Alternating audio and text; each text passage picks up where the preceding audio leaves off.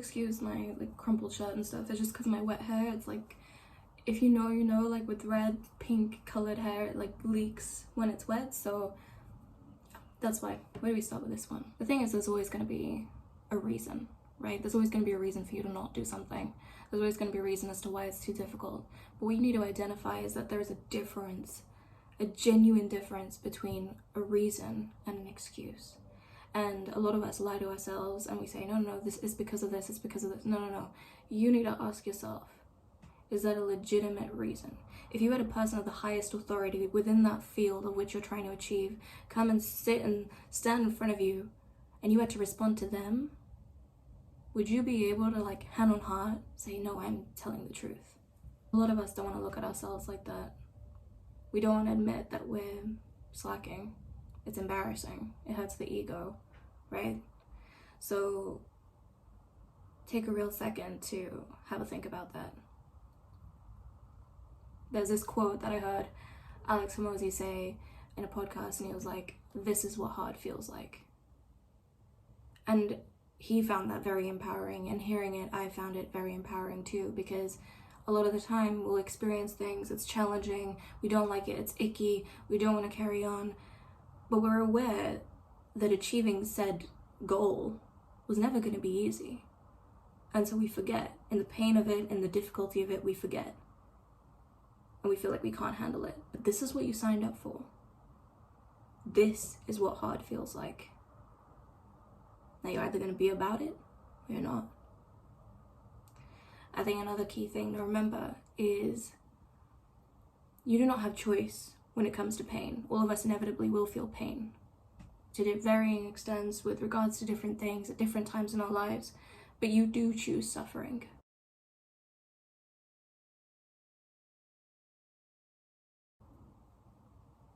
You have to stop choosing suffering. There will always be somebody that did something to you, some situation that made you feel a certain type of way. There will always be the external. There's always going to be something going on. It could even be internal, a health problem. There's always going to be something that you can lean on as a crutch and say, oh, because of this. But how much of that suffering, how much suffering are you going to cause for yourself? Because the reality is we cannot control the hands we have been dealt. We can only control what we do with them. And it's a bitter pill to swallow. I'm lucky. You know, I've been dealt some really wonderful hands. It's been difficult at times, absolutely. But I look at my life and I'm really fucking lucky. But I want to say, if you're one of those people that has been dealt a harder hand in your life, you are at an advantage. Actually, this is something that Hormozi said as well in the same podcast, but it's true. You are at an advantage, and it may not physically look like that. Like, you could look around, be like, there's this much sickness in my family, this is the school that I go to, these are the people I'm surrounded by, I have this condition, this happened to me when I was a child. It fucking sucks. You know, it fucking sucks. But is that it? Is that your story? Is that all you're gonna be? Just a culmination of all your shit? That wasn't even like, you know,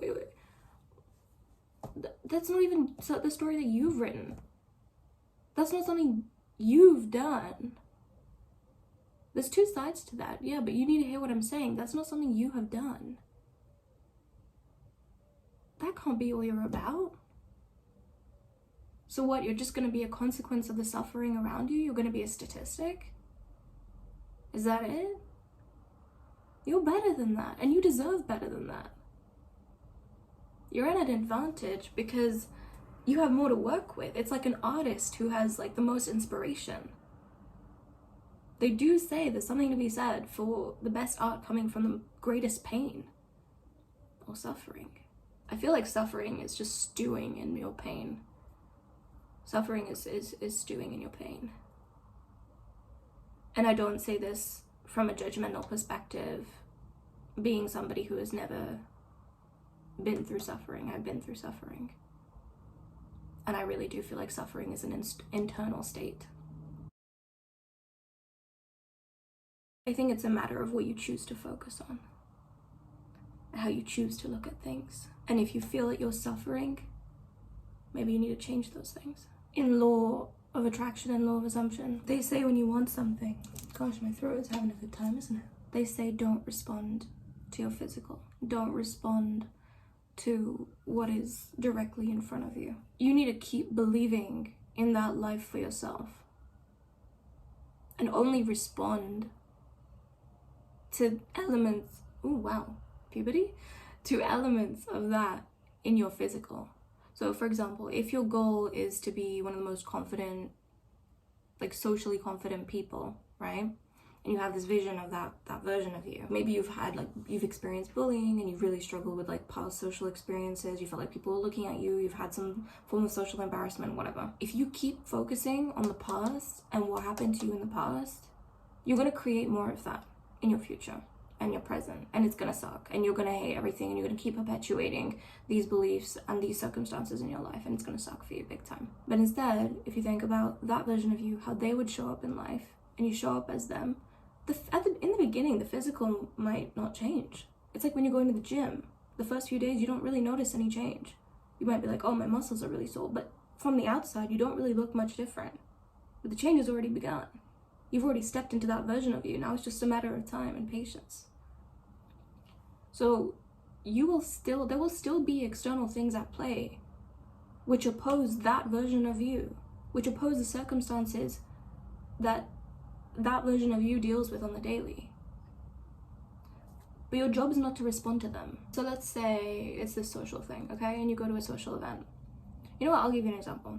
When I used to work in a coffee shop, I really, really put myself to the test with regards to social anxiety. And I made it a point to communicate with every single customer that came in. I would always ask them how they were. You think in the hundreds of people I spoke to that I didn't get some funny ones? Some ones that made me feel really insecure about myself? Or that I kind of made me feel insecure about myself because the way they looked at me, the way that they talked to me, the way that they triggered me regarding my past experiences. You think I didn't get that? Or I didn't experience that? You know what I did? I focused on the majority. I focused on the positive feedback I did get. I focused on the responses that aligned with that version of me. You got to create your own positive feedback loop. Like positive feedback loop. Do you understand? And that's when you basically do the opposite of choosing suffering. Focus on the light. Focus on the good. It's your life. It is your life. You get one life. Yes, I believe in karma and stuff, but you, like me as Mahika, I get one life. Why would I tell myself stories that don't serve me? There's always going to be a reason to make the easy decision. A reason. Always. Oh, this hurts. Oh, I went to bed too late. Oh, I'm just really tired. Oh, this person said this to me. Oh, but I really miss them. You know, there's always going to be a reason. Always. If that's what you want to do, fine, by all means. But don't say that you didn't know the consequences, because you did.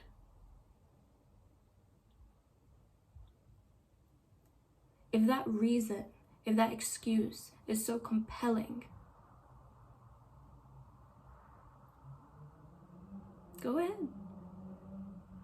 But if you find that you've ignored the long term, and you're choosing not to think about the long term with regards to that, the other side of it, the side that isn't instant pleasure, instant gratification, instant validation,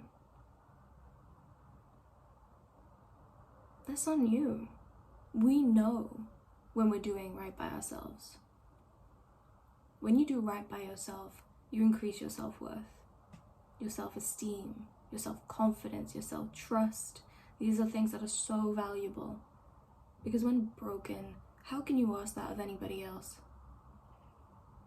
Your life goes down the toilet. Maybe not forever, but it sure as hell is impacted. Self-love. It's basic, but it's true. I was gonna tweet this. I think I'll still tweet this, but I'm gonna end this video with this. If you want to get to know people, you have to first not know people. If you want to be outside of your comfort zone, hold on. Other way around. If you want to be inside your comfort zone, again, then you have to get outside your comfort zone, again. Think about a place or a situation where you're so comfortable with it now, but if you rewind like 6 months, a year, you would have been shitting yourself. The comfort zone or the discomfort zone, it's an illusion. Because think about it, that you got this, then you maybe went to a new school, zone became like this. The zone is ever like, there's always gonna be an area of life which you haven't explored. A version of yourself that you haven't yet encountered. There's always gonna be a discomfort zone, and that's the joy and excitement of life. If you always stay here, you're not doing your duty as a human being. You're gonna create suffering. By staying here, by staying in your house, by staying with the same people that you've known your whole life and never speaking to anybody else, by never pushing yourself past that regular rep count that you can do, or never progressively overloading. If you want to squeeze out the most of your life, you got to apply pressure. Please, of course, don't take it too far. Like, self-care and rest is important. Rest is, if any of you struggle with rest, actually, I'll quickly mention that. If any of you struggle with rest, if your main focus is growth and you're not resting, that makes no sense. Because if you want to grow, you need to rest. It sounds ironic, but you and you're probably aware of it, but you need to accept that. It's a hard truth. But if you're one of those like workaholic people, if you're a workaholic, what are you running from? There's clearly something you're avoiding. Something that you don't want to look face on, head on. What was it that your parents said that like you need to be, like they'd only give you love when you were like achieving things? Is that what it is? Is it that you faced like an academic or social trauma at a young age where you felt like you just failed so badly, so you had to spend the rest of your life like making up for it in a way? Like, what is it? Why don't you deserve to rest? You work so hard. You want to work better? You want quality from your work? Because if you prioritize quality, if you prioritize the outcome, then you would rest. Whatever form that takes for you, you would rest. Because when you rest, your quality of reps will be better. The quality of output, your work will be better. The way that you communicate with people. It's like a machine. You're treating yourself like a machine. What, you're gonna run 24/7? Even machines need maintenance. Don't flatter yourself. Okay, so that's it. That's it for today's video. I hope that was a kick up the backside for some of you, and for future me even, if I need it. Take care of yourselves, and I will see you in the next one. Bye. Oh, and follow me on Twitter if you haven't already.